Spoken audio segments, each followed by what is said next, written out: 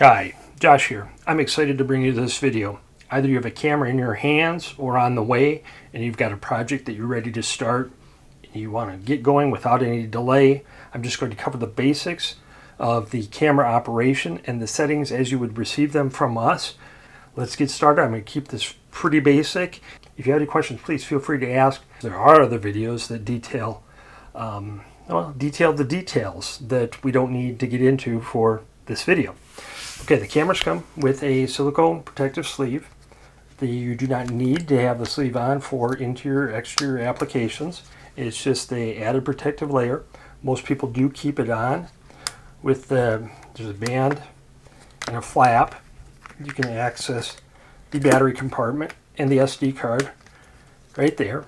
The button is, you can press a button through the top of the sleeve, and the LED is visible through the sleeve. And there are access ports on the side of the sleeve as well for like the USB. I'm going to set that one aside. Other aspects of the camera, the 230 camera does have the motion sensor, which you may or may not use. We're not going to get into it in this video. All of the cameras have a light sensor near the camera lens that helps to predict light levels, detailed in other videos. And as far as mounting goes, there's a 1/4-20 tripod thread at the bottom. So you can use clamps, suction cups, tripods. Most of your accessories would attach right there with the standard tripod sized thread. There are tabs where you could use a zip tie, you could use Velcro, some of the other mounting methods if you wanted to just mount it with the tabs. There are mounting posts on the sides for accessories, like this one. If you wanted to use an external power pack, the USB cable is held in place with a clip and a threaded screw there, thumb screw, held securely with the mounting post. This is the 4K camera. The 4K camera has a waterproof microphone. Both cameras have waterproof USB ports here. So waterproof, weatherproof, you don't have to worry about that getting wet. Same with the microphone. And with the 4K camera, you do have the option of real-time 30 frame per second 4K video with audio. Not the scope of this video again. I'm going to set this collection off to the side and we're going to deal with this one. So the camera will come and the SD card will be inserted. We insert the cards, install the batteries, update the camera and test it one final time before shipping it to you. The SD card slot is right here, and the card inserts with the contacts, the gold contacts up. And let's see if I can get some better light on there. Yeah, that works. There's the SD card right there, and I just push it into place into that slot. You can just press it in with your thumb, press it out. I'm right-handed. Oftentimes I hold my camera like this so that I can use my right hand to do the card and the battery maneuvers there. It just seems to be a little bit more clumsy trying to do the fiddling with my left hand. Same with the battery pack. There's an orientation sticker on the front of the battery pack. Shows you where the orientation of the lens. There we go. Take that, drop that into place, and close the top. The LED will show green. Now to turn the camera on, simply press the top button, a long press. You will have a beep, and then you get the solid green light, which indicates that the Wi-Fi is active. At any point in time, you can start recording right from this. So I press the button one more time, a short press, that double beep and the green flash indicates about every 5 seconds the green flash will tell me that the camera is actively recording. So if I go for a card swap or a battery swap or just a quick camera check, I don't want to open the app, you do have that as an option to just quick start your camera.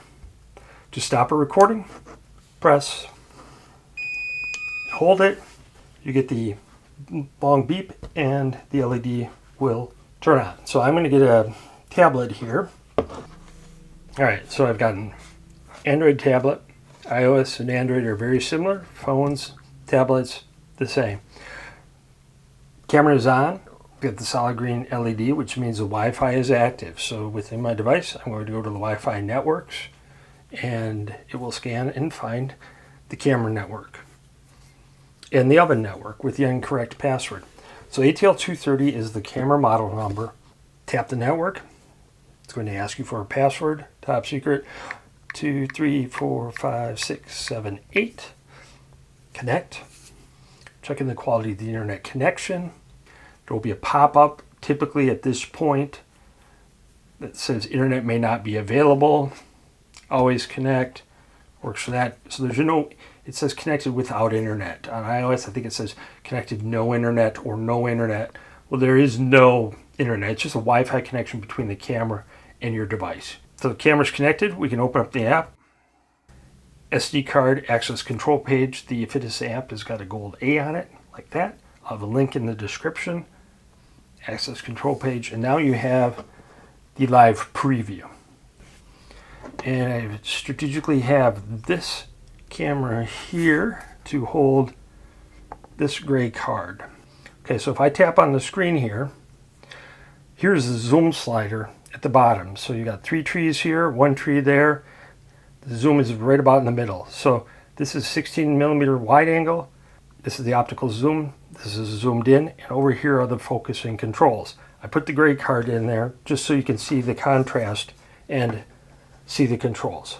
If I tilt my device, I've got the full screen preview with the same controls. Wide, zoom, focusing. All right. So one of the first things we should check is the overall view. Obviously, I should probably zoom in. So I'm going to tap the screen. I'm going to grab the blue dot here.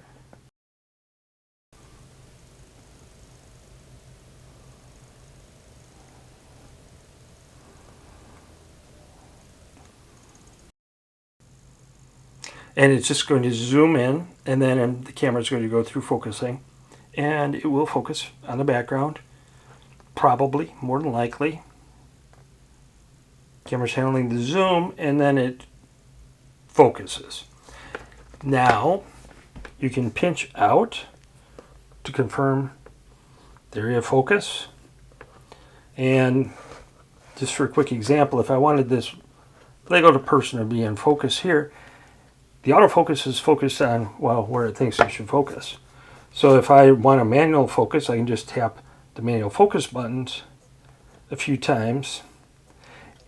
And there you see I'm bringing the Lego worker into focus. So now she's going to be in focus, and the background with the shallow depth of field is somewhat out of focus. I'll just go back to autofocus here to get the entire scene into focus again. Confirm your zoom and your focus, especially if you focus in the office like this. Outdoors, you'll definitely want to verify that your focus is good. Okay, let's go up here to the regular. All right, so you've got 2 scroll bars. This one across the top here, and then not scroll bars, 2 sections. There's not much to deal with here. Recording mode, we're going to be recording a time lapse, so we're in the recording mode time lapse. Your capture interval is probably the most important. It's set at 1 minute by default. 1 minute would be good for a full day, maybe a full week, up to a full month if you wanted a considerable amount of content for a month. It's not uncommon to do a capture minute for a month of work. For a day, you might be down into the 5-10 second range. After this video, I'll do a calculator video and we'll dive into these intervals in more detail. But just generally, maybe 5 seconds, 10 seconds if you're going to do a full day. If you're doing something fast action, the faster the action, the more frequent you want to capture. So if you're doing a demolition is much faster than construction. So demolition work, you might be down into 10 seconds to get a big full day of demolition. Whereas construction, capture a minute is good for maybe up to a month, 2 minutes for 2 months, 3 minutes for 3 months, 5 minutes for 5 months, and we typically don't go any less frequent than a capture every 5 minutes. If you start getting into a capture an hour or capture a day, you really start to lose the amount of content that you want for a good time-lapse video. Okay, so interval, let's just go with the capture every minute. The capture hours as it ships is going to be 0 to 24, so it's the entire day recording. If you want to set a custom time, just tap custom and change the time. So 7:00 is 7 a.m. to 17:00, it's a 24-hour clock, is going to be 5 p.m. Now you can add multiple segments, up to 4, for a day. So if you wanted to go 7 a.m. and skip lunch hour, you could skip lunch hour, 7 a.m. to 11 and noon to 5 p.m. If you did a traffic survey, you could do rush hour in the morning, rush hour in the afternoon, skipping the midday. So you've got up to 4 segments. Typically, 1 segment is enough for most use, but you do have up to 4. So I'm going to go from 7 a.m. to 5 p.m.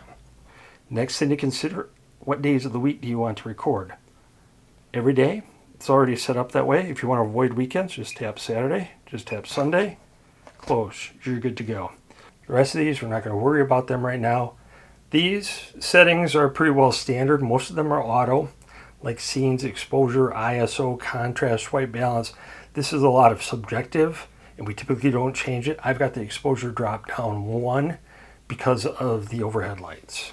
Distortion correction, I typically leave it on scenes like this that are up close. If it's turned off, you might see some sort of, it's called barrel distortion. The lens has a little bit of a curvature to it, especially on close-up subjects like this. So if you turn it off, turn it on, it straightens that out. Not nearly as apparent on distant subjects, so I typically just leave it on. Okay, so that's it for the basic settings here overall. Up at the top, you've got a battery indicator. 3 bars is good. 2 bars means, hey, you should probably change your batteries really soon. 1 bar is going to probably have a critical red flashing light on the camera as well, that you need to change the battery right away. Card space. Card space is very important. I've got 128 kilobytes used out of 29.7 gigabytes. 32 gigabyte card, it's empty. I'm good to go. You don't want to start recording with a card that's almost full and not realize it and have the camera stop because the card is full. The camera will only stop for 3 reasons. The batteries die, the card is full, or you turn it off. Tapping the eye, you get all of the settings, most of the settings in one place. So rather than scrolling through and saying, hey, I want to confirm what I've done or how this camera is set up, you can see most of the settings, the critical settings, right here by just tapping this eye. There's a deeper menu of settings. There's a calculator, image alignment. We'll deal with those in other videos. Camera settings. This is the model number. If there's a firmware update, we would have that available here. It does come to you with the latest version of the firmware. You can format the SD card. There are some other functions in here I just want to bring up too. Split file by date is turned on.